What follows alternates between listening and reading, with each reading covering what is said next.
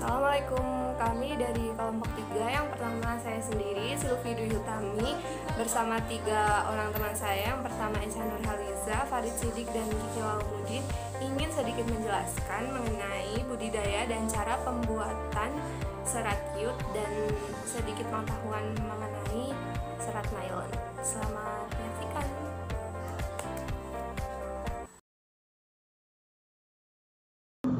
Perkenalkan, saya Esa Nurhaliza. Di sini saya akan membahas tentang budidaya jute. Budidaya tanaman jute. Budidaya tanaman ini sangat membutuhkan iklim yang spesifik, membutuhkan tempat dengan kondisi hujan di bulan Maret sampai dengan Juni, dan membutuhkan sinar matahari yang terputus-putus sampai dengan bulan Agustus. Dengan suhu antara 25 derajat sampai dengan 35 derajat Celcius dan kelembapan antara 70% sampai dengan 90%.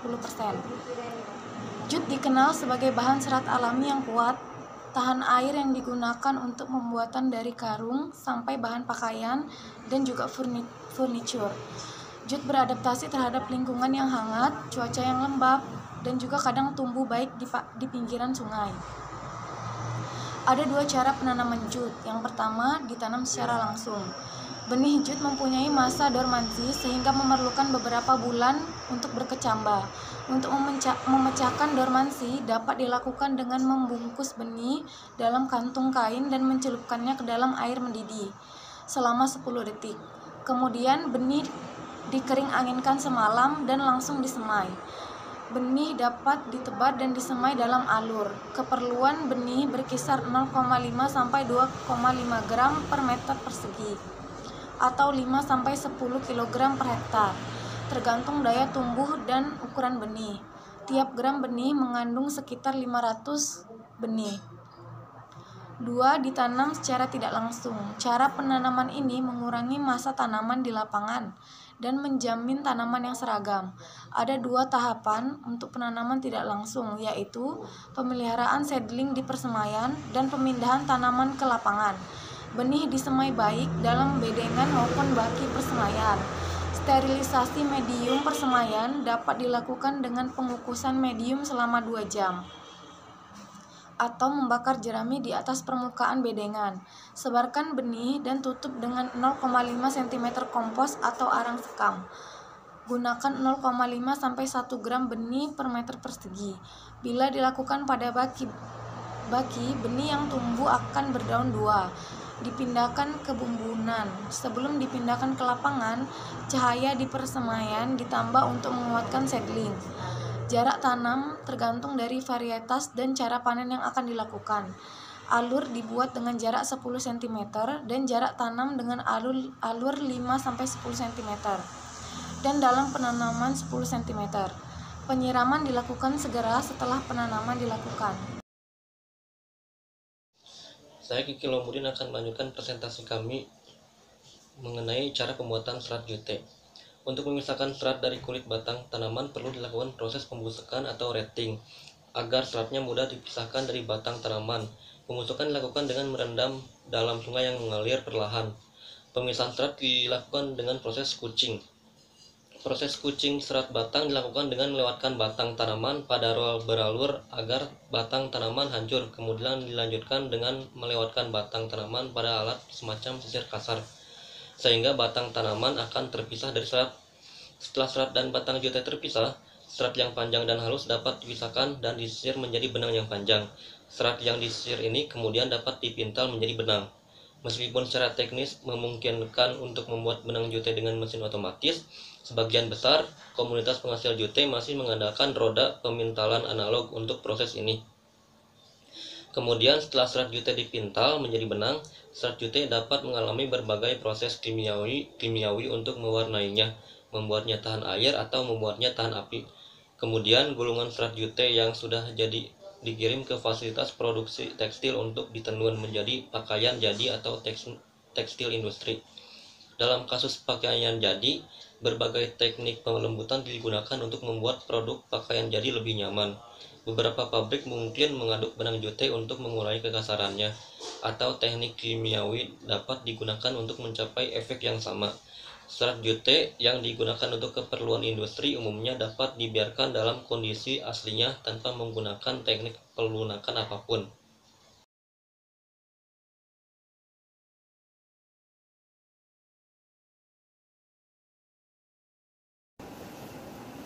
Selanjutnya adalah materi tentang serat nilon yang akan disampaikan oleh saya, Farid Siddiq, dengan NIM 2002008 dan Silvi Dwi Hutami dengan NIM 2002023. Serat nilon. Definisi serat nilon. Serat nilon merupakan jenis serat yang berasal dari minyak bumi. Nilon mampu digabungkan dengan serat lain, contoh seperti katun yang menghasilkan bahan kain yang kuat, ulet, dan tidak mudah berubah bentuk. Proses pembuatan nilon. 1. Serat nilon tersusun dari polimer, yang setiap polimer tersusun dari banyak monomer. Ada beberapa jenis nilon, tetapi kebanyakan berasal dari monomer poliamida yang diekstraksi dari minyak bumi yang disebut asam diamida. 2. Untuk membuat polimer nilon asam cyanida direaksikan dengan asam adipat. Jenis polimer ini umumnya dikenal sebagai Pa6,6 atau garam nilon. 3. Garam nilon kemudian dipanaskan hingga berbentuk liquid atau cairan. 4. Cairan ini yang kemudian diekstrusi melalui spinneret. 5. Setelah diekstrusi melalui spinneret, nilon segera mengeras dan serat yang dihasilkan kemudian siap untuk dimuat ke bobin. 6. Serat ini kemudian diregangkan untuk meningkatkan kekuatan dan elastisitasnya. 7. Proses drawing, yaitu proses penggulungan serat ke gulungan lain. Hal ini menyebabkan polimer tersusun dalam struktur paralel. 8. Serat dipintal menjadi pakaian atau dikombinasikan dengan serat lain. Dan yang terakhir, nomor 9 adalah proses pewarnaan yang diinginkan sebagai proses finishing.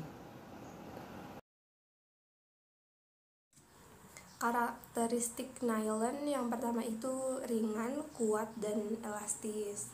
Yang kedua itu cepat kering ketika terkena keringat atau setelah dicuci.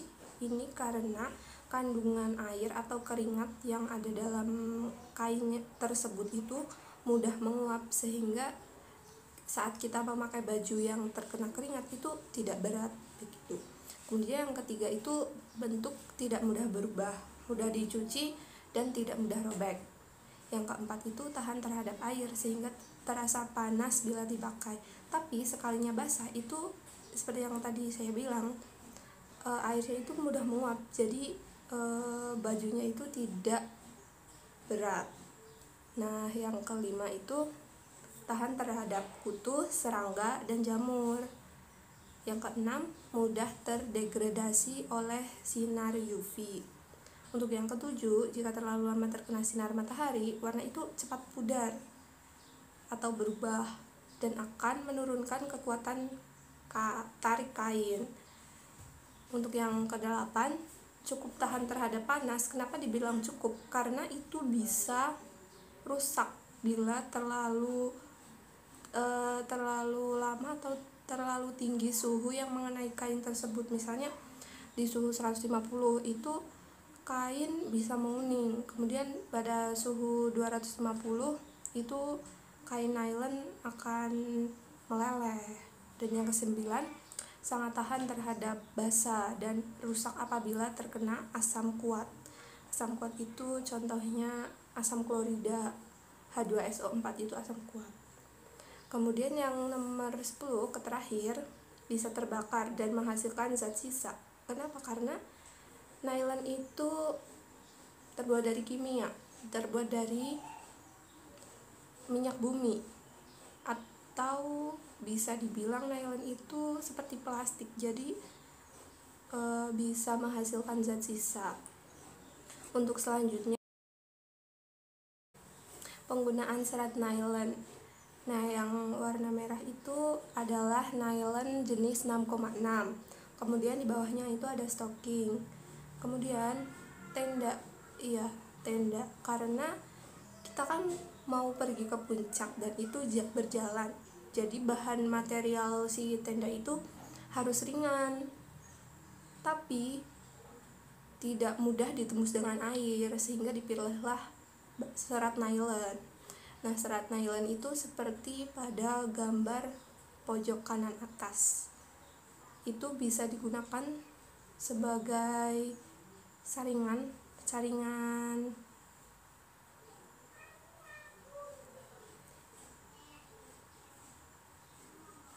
untuk serat nylon sendiri itu yang kanan atas itu bisa dibuat saringan, kemudian gorden. Kadangkala ada gorden yang waterproof, itu juga terbuat dari nylon. So guys, itu dia video penjelasan dari kelompok 3 mengenai serat jute dan serat tekstil. Kalau ada pertanyaan bisa ditulis di kolom komentar ataupun saran dan kritik. Terima kasih. Subscribe bila itu perlu, like jika itu bermanfaat. Terima kasih. I'll see you guys on our next video. Bye bye.